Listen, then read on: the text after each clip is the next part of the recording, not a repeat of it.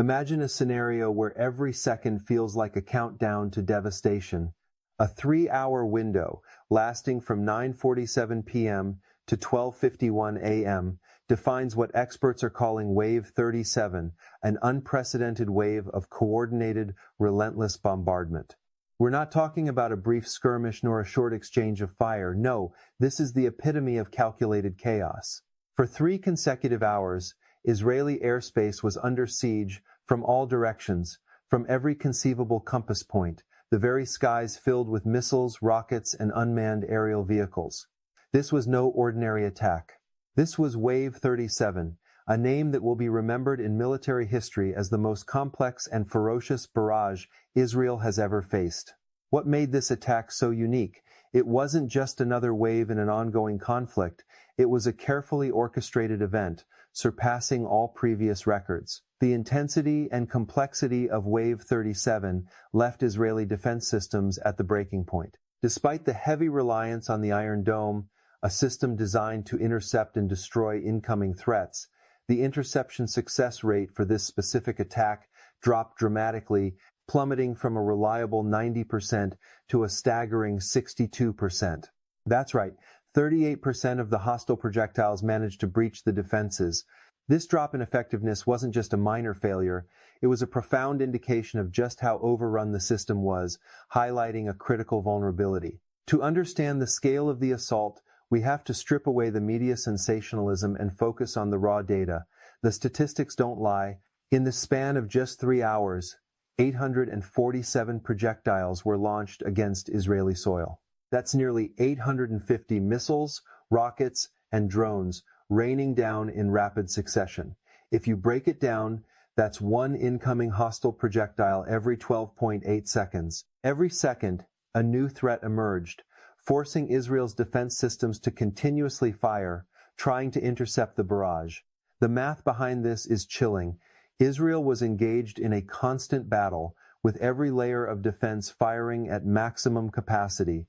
Now, let's look at the real impact, the volume of fire, and the staggering cost. Over 1,240 interceptors were fired from the Iron Dome, David Sling, and the Arabistic defense batteries. The cost of this defense effort was astronomical, far beyond anything Israel had ever prepared for. The economic strain of firing 1,240 interceptors in just 3 hours is unsustainable. But there's a deeper problem. The factories that produce these interceptors are within reach of the very same missile systems that can penetrate Israel's defenses. If these factories are taken out, replenishing interceptor stockpiles would become impossible. As the bombardment continued, the situation became more desperate. In the second hour of the assault, the complexity of the attack increased exponentially.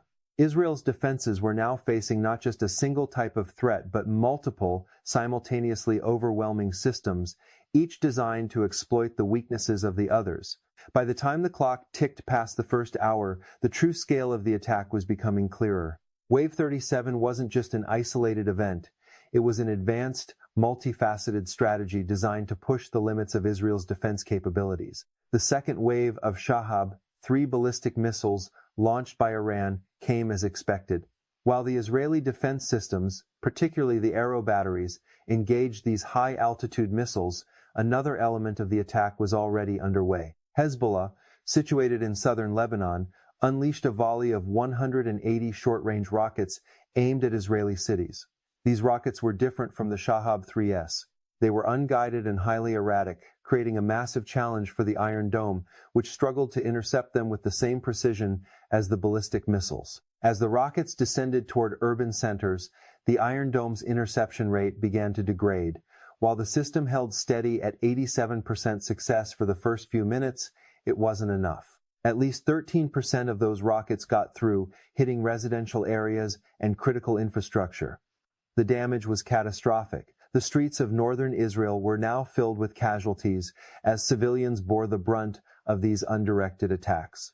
In a way, the intensity of the rockets was a shock to the Israeli population, who had grown used to the efficiency of the Iron Dome. But this was no ordinary attack, and no defensive measure could have accounted for the sheer scale and coordination of Wave 37. But while the Iron Dome engaged the first wave of missiles, the next phase of the attack was already in motion. Just as Israel's air defense systems were managing the Shahab 3S, Hezbollah's missiles arrived in multiple salvos. These Fate 110 missiles, unlike the first barrage, were precise and deadly, with a much lower trajectory. They arrived in waves, forcing Israel's mid-tier defense systems like David's Sling to contend with them while the long-range interceptors were still engaged with the Shahab 3S. This is where Israel's defense strategy began to face its first real failure. David's Sling, designed to intercept medium-range missiles, was now up against a challenge it wasn't fully prepared for. With missiles coming in rapid succession, the reload time of the defense batteries became a crucial issue. After emptying their launchers, the systems required several minutes to reload, a luxury they couldn't afford with the Fate 110 missiles arriving in quick succession. In this critical window, the defense systems were unable to intercept many of the missiles, which struck military installations, infrastructure, and even residential buildings. The intercepted projectiles from the second wave of attack caused enough damage, but the real consequences were yet to come. The weakening of Israel's defense system was becoming more apparent. The casualties began to rise, and the psychological toll was starting to affect not only the military personnel managing the defense, but also the civilian population that had grown accustomed to the protection offered by the Iron Dome. What was once seen as an impenetrable shield was now showing significant cracks, and the confidence in the system started to erode. By the third hour, the situation reached a breaking point. What had begun as a calculated series of attacks from different fronts had now evolved into an all-out assault that strained Israel's defense systems to the absolute limit. The attackers, fully aware of the vulnerabilities they had exposed in the Iron Dome and Israel's multi-layered defense system, launched their final series of coordinated strikes, perfectly synchronized, to create chaos and overload the system. It was no longer just about the missiles themselves. It was about keeping Israel's defenses so occupied that they couldn't respond effectively. In this final phase, Iran deployed every asset available.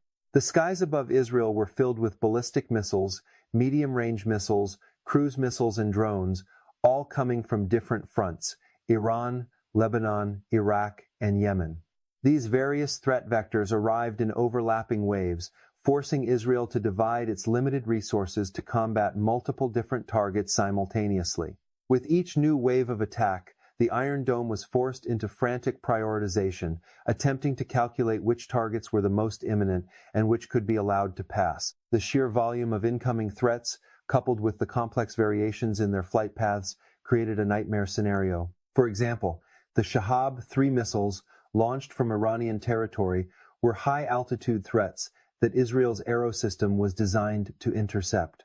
Meanwhile, the Fate 110 missiles from Hezbollah and cruise missiles from Iraq required different interception strategies.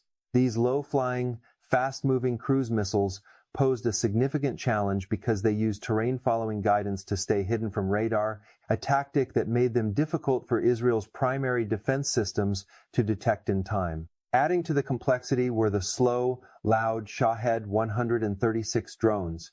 These low-cost loitering munitions were not as advanced as the other missile systems, but they were numerous and overwhelming. The cost difference between the Shahed 136 drone and the Iron Dome interceptor was staggering, around $20,000 for a drone versus $50,000 to $100,000 for an interceptor. This created an unsustainable economic asymmetry. Israel couldn't afford to use its expensive interceptors to destroy the cheap drones. However, ignoring them meant risking devastating impacts. In response, Israeli tactical doctrine evolved during the attack. Operators began using anti-aircraft artillery, AAA, to engage the drones, hoping to save the interceptors for the faster-moving, higher-priority threats. However, kinetic gun systems have limited range and require direct visual contact. This made it difficult for them to target the drones at the necessary range, and many of the drones penetrated the defense systems, causing more destruction on the ground. The full scope of the chaos unfolded when the airspace was flooded with more missiles and the defenses were stretched thin. At the same time, Israel's battle management systems, which coordinate and prioritize defense responses, were overloaded. There simply weren't enough interceptors in the arsenal to handle the overwhelming volume of threats, and the defenders could not process the massive number of incoming projectiles quickly enough. The Iron Dome, typically praised for its ability to protect civilian populations and strategic assets, became a victim of its own success. The sheer number of simultaneous threats forced the system into a prioritization mode where only the most dangerous incoming missiles were intercepted. This meant that some rockets, those not deemed a direct threat to critical infrastructure or populated areas, were allowed to hit their targets. By the end of the third hour, the defense systems were operating at maximum capacity, but the results were undeniable. The interception rate dropped from its usual 90% to just 62%. This wasn't because of a malfunction. It was because the system had been pushed beyond its capacity. The very design of the Iron Dome, which relies on precise calculations and prediction algorithms, couldn't cope with a situation where multiple threats arrived simultaneously from every angle. The defenders were faced with a stark reality. They simply couldn't handle the scale and sophistication of the attack. As the final wave of missiles rained down, the psychological toll on the Israeli population became apparent. The trust that civilians had placed in their defense systems was shattered. They had relied on the Iron Dome for years, confident that the system could protect them. Now, with missiles that once exploded harmlessly in the air causing real damage on the ground, their sense of security evaporated. The emotional impact of watching the once reliable Iron Dome fail to intercept many incoming projectiles was deeply traumatic. Despite the catastrophic nature of the attack, there was a tactical brilliance to Iran's strategy. Wave 37 was not a random barrage of weapons. It was a methodical, well-coordinated plan designed to push the Israeli defense system beyond its theoretical limits. The synchronized timing of the attack, with missiles coming from different fronts and at different altitudes, was meant to exhaust the Israeli defense capabilities. Each phase of the attack had a specific purpose, and every element worked in tandem to break down the Israeli shield. One of the key aspects of the Iranian strategy was the use of decoys and diversions. The Shahab-3 ballistic missiles were heavy, visible targets that were designed to draw attention from Israel's air defense systems. These missiles, though lethal, also served as decoys, drawing interceptors away from other incoming threats. While the Israeli defense systems were engaged with the Shahab-3s, the Hezbollah rockets and the cruise missiles arrived, forcing Israel to split its attention and resources. By the third hour, Israel's defense network had been pushed to the brink. The sheer number of projectiles fired, combined with the diverse types of threats and their varying flight characteristics, overwhelmed the defense systems. The Iron Dome, David's Sling, and the Arrow batteries, all designed to protect different types of threats, simply couldn't handle the volume. This wasn't just a failure of the technology, it was a failure of capacity. The defense systems couldn't process the information fast enough to make the necessary decisions, and the volume of incoming projectiles far exceeded the number of interceptors available. At 12:51 a.m., the bombardment ceased. Not because the attackers had run out of missiles, but because they had achieved their objectives. Israel's interceptor stockpiles were dangerously depleted, and its emergency response systems were overwhelmed.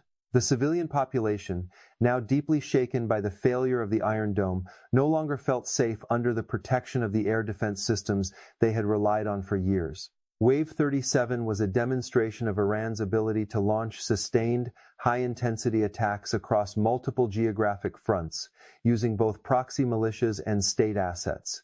The level of coordination and control required to execute such a complex operation was far beyond what many analysts had anticipated. The strategic objective of this wave was not just to damage Israeli infrastructure or military installations, but to break the psychological resolve of the Israeli population and to demonstrate that Iran could repeat such an attack whenever it chose. The human toll of the attack was severe, with at least 70 fatalities and hundreds of injuries. The physical damage to infrastructure, while significant, was secondary to the psychological damage inflicted on Israeli society. The national psyche had been shaken, and the trust in Israel's once impenetrable defense systems was broken. The cost of defense, both in terms of resources and morale, was unsustainable. If Iran continues to repeat such waves, Israel's defenses will eventually run out, and the consequences could be catastrophic. The lesson from Wave 37 is clear. No system, no matter how advanced, is invincible.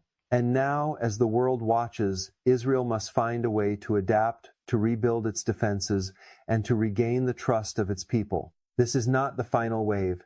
It is the blueprint for all future assaults. If you found this analysis insightful, don't forget to subscribe to the channel and like the video to help others access this crucial geopolitical and tactical breakdown. The situation continues to evolve, and we will keep you informed as the data emerges.